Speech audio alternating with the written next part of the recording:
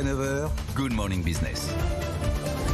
Il est 7h45. On vous avait reçu il y a quelques mois, Raphaël Torgman, fondatrice et présidente de G-ITO, pour célébrer le lancement, cette tentative de financer les biotech françaises et européennes. Alors là, vous avez déjoué tous les pronostics, Raphaël. Vous avez réussi à convaincre les investisseurs pour un montant de 534 millions d'euros, 630 millions de dollars, pour financer vos bébés, les biotech que vous sélectionnez au fur et à mesure. Vous pensiez arriver au demi-milliard, comme ça, un fonds d'investissement français, européen, qui arrive et qui ramasse un demi-milliard. Bonjour Christophe.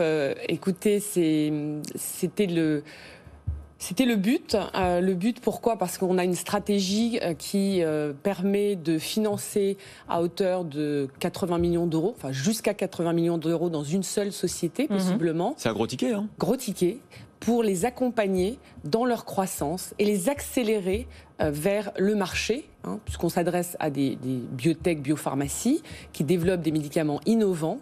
Et donc, avec suffisamment d'argent, mais également l'autre élément différenciant de G-ITO que les investisseurs ont vraiment compris, c'est l'accompagnement par notre équipe, qui est une équipe intégrée dans l'équipe d'investissement, avec de multiples talents, des personnes qui ont de l'expérience depuis la science translationnelle, donc translationnelle qui va aux médicaments, jusqu'à l'accès au marché, la commercialisation, en passant par les brevets, et comme on sait, c'est très important dans notre domaine. Le but, c'est de créer des licornes à dimension mondiale. Vous les accompagnez quand ? Parce que c'est ça qui nous manque un petit peu, c'est ce stade, finalement. Oui, licorne, alors licorne au sens de valorisation, oui. Et aussi de futurs leaders de marché européens, mais européens avec une commercialisation qui sera globale, en particulier américaine et européenne, puisqu'aujourd'hui ça représente encore près de 70% du marché du médicament innovant. Donc cet accompagnement, il est fondamental parce qu'on est dans une industrie quand même très sophistiquée, pour pas dire compliquée. On l'a vu évidemment avec le Covid.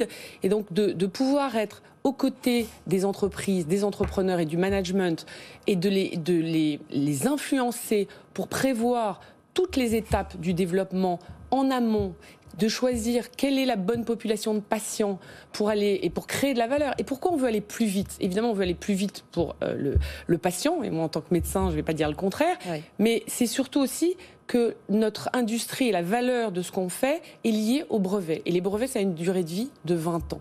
Et donc chaque année de brevet qui passe, c'est une année de pic de vente. Donc il faut aller au plus vite au marché. Donc en allant sur des populations plus petites, vous pouvez rendre service aux malades. Donc dans des pathologies, on parle à chaque fois de pathologies très graves.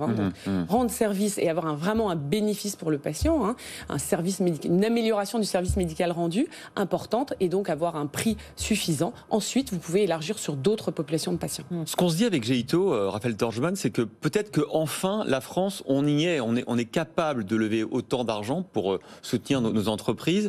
Et quand on voit votre tour de table, alors évidemment, il y a la BPI, il y a des assureurs. Mais alors, le Fonds européen d'investissement qui vous donne 100 millions d'euros, ça c'est quand même inédit. Et puis, vous avez été chercher des fonds de pension américains au Texas et aussi à Singapour. Donc, ça y est, on se dit qu'on est dans la course mondiale. On a enfin la taille, non ? Oui, j'en suis évidemment, et on en est très heureux parce que de nouveau ça permet de déployer notre stratégie, mais aussi chacun des investisseurs a eu une raison spécifique de venir, et effectivement, alors je voudrais d'abord saluer les investisseurs de la première heure, parce qu'on n'existerait pas sans eux au lancement avec 200 millions d'euros au premier closing. Donc effectivement, bien sûr la BPI, enfin on dit bien sûr, mais avec un grand accompagnement, des assurances, et aussi de bénéficier de l'initiative Tibi du gouvernement.